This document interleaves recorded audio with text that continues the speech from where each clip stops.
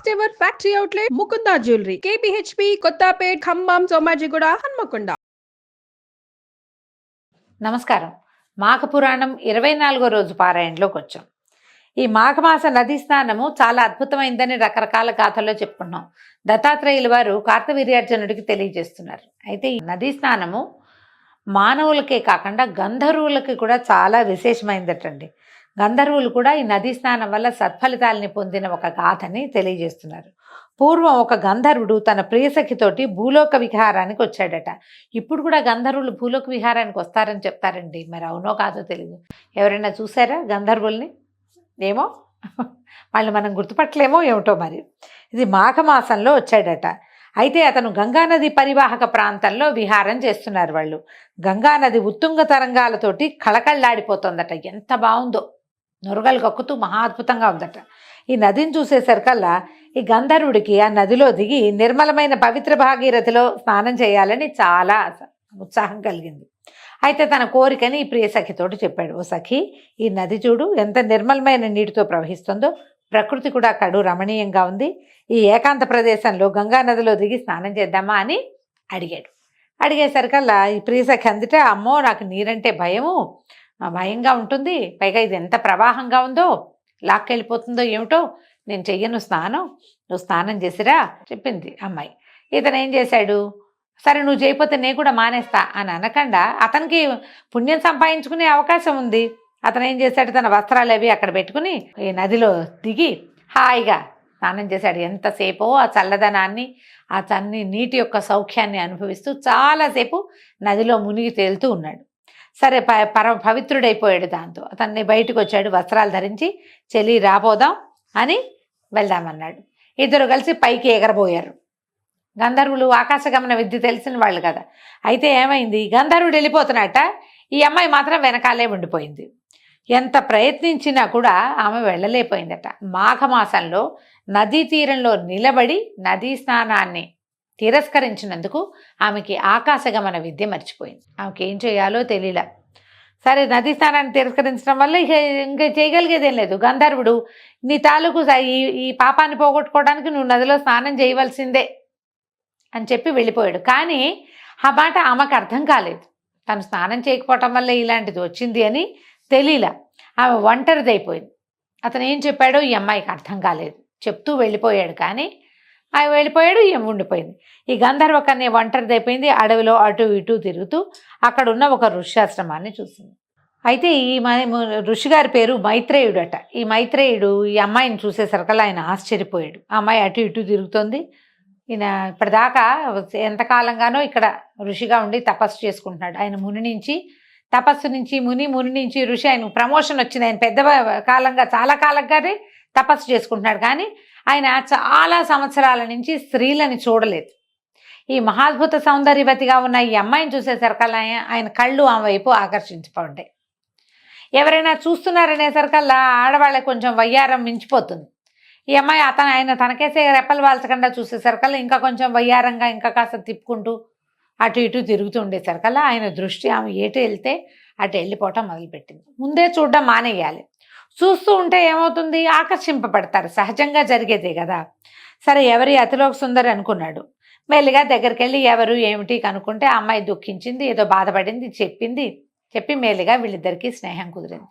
ఆ అమ్మాయికి ఆశ్రమం నుంచి బయటికి వెళ్ళే దారే లేదు. ఎందుకంటే ఆకాశ గమనం లేదు, తను అక్కడ ఉండిపోవాల్సింది. ఆయనతోటి ఉండిపోయింది. అక్కడే ఉండేసరికల్లా క్రమంగా వీళ్ళ మధ్య ప్రేమ ఆకర్షణ మొదలైనవి. ఒకే చోట ఉంటే ఇవన్నీ సహజంగా జరుగుతాయి కదా. అయితే ఆమె అందం ఆయన్ని, ఆ మైత్రేయుడిని కలవరపెట్టేసింది. క్రమంగా ఆమెతో సరసల్లాపాల్లోకి దిగాడు. వీళ్ళిద్దరూ కలిసి దాంపత్య సౌఖ్యాన్ని అనుభవించడం మొదలుపెట్టారు. తనివితే ఒకసారి ఏదో 2 సార్లు 3 సార్లు ఏదో ఒకసారి కాకుండా ఇక ఆమె అక్కడే ఉండిపోయింది. ఈయన ఇంకా ఋష్యాశ్రమం లేదు, హడావిడి లేదు, ఇంకా ఏమి తపస్సు లేదు, ఏమీ లేదు. అమ్మాయి వెనకాల పడి తిరగటం, ఆమెతో కలిసి ఈ దాంపత్యానందంలో మునిగి తేలటంలోనే ఉన్నాడు.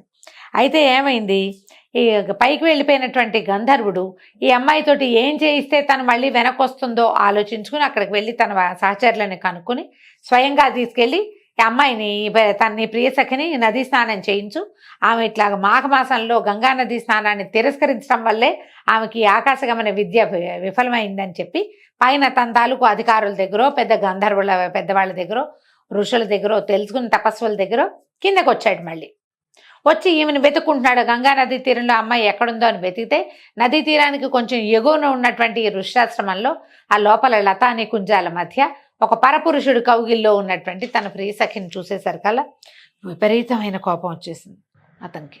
అక్కడి నుంచి శపించాడు, నువ్వు ఋషివై ఉండి ఇలా నువ్వు కామాన్ని విడిచిపెట్టలేదు, కామంతో కన్నుమిన్నుగాని అక్కడ ప్రవర్తిస్తున్నావు, నువ్వు వానరముఖుడు అయిపోదువు గాని అని చెప్పేసి ఆ ఋషిగారిని మైత్రేయుడినేమో కోతిబోహవాడి వైపోమని ముఖం కోతిగా మార్చేశాడు.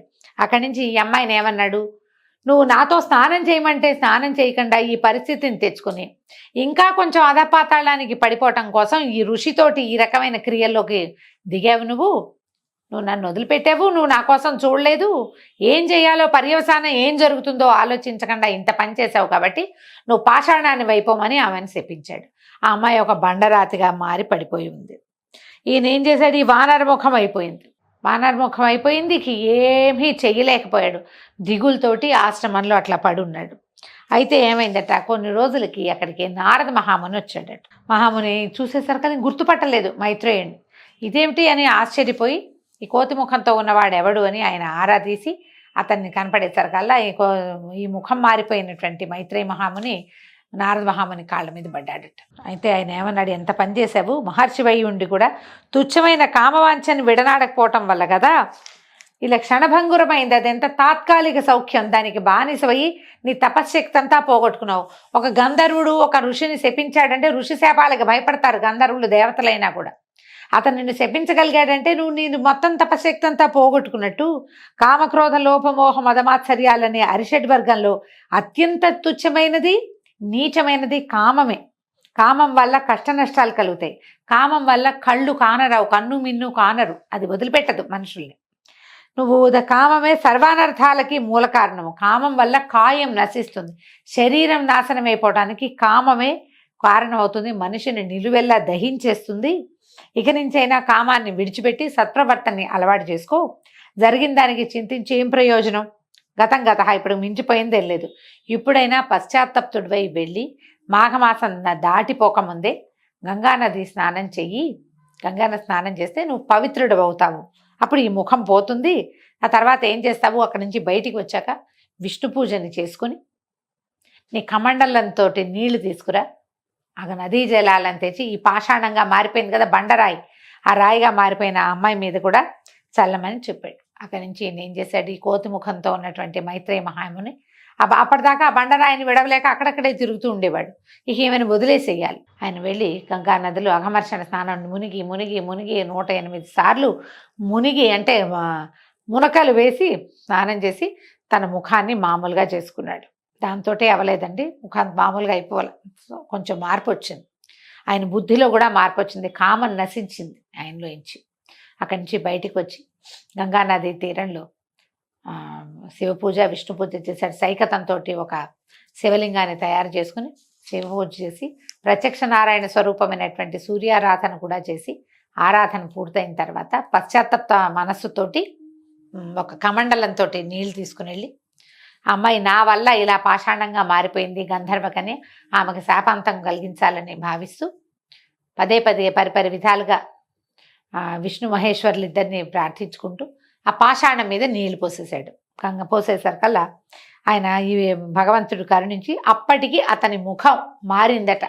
వానర ముఖం నుంచి మానవ ముఖం వచ్చింది. ఎప్పుడైతే ఈయన ముఖం మానవ ముఖం వచ్చి ఈ నీళ్లు తెచ్చిపోసాడో అప్పుడు గంధర్వ కన్య కూడా శాప విమోచనం చెందింది, గంధర్వ స్త్రీగా మారిపోయింది. తిరిగి దైవత్వాన్ని పొంది తన ఆకాశగమన విద్యతోటి ఈయనకు నమస్కారం చేసి అక్కడి నుంచి వెళ్ళిపోయిందట. ఆ తర్వాత మైత్రేయుడు కూడా బుద్ధి తెచ్చుకుని ఇక్కడ ఈ ప్రాంతం నుంచి వెళ్ళిపోయాడు. ఇంకా నదీ ప్రాంతంలో రకరకాల శోభాయమానంగా ఉండే ప్రాంతాలలో ఏంటంటే ఇలా గంధర్వులు, యక్షులు, కిన్నరులు, కింపురుషులు వీళ్ళంతా ఇలా విహారాలకు వచ్చే అవకాశం, వాళ్ళ వల్ల తమలో ఈ కాముకత ఏమైనా పెరిగే అవకాశం ఉందని ఈయన దండకారణ్యానికి వెళ్ళిపోయి తపస్సు చేసుకోవటం మొదలుపెట్టాడు. ఈ విధంగా మాఘమాసానికి, మాఘమాసంలో ఉన్న నదీ స్నానానికి, ప్రత్యేకంగా గంగానది స్నానానికి ఉన్న విశేషాన్ని తెలియజేస్తున్నారు. దీంతో ఈ రోజు పారాయణ పూర్తయిందండి. రేపు ఉదయం 25వ రోజు పారాయణలో మళ్ళీ కలుసుకుందాం. నమస్కారం.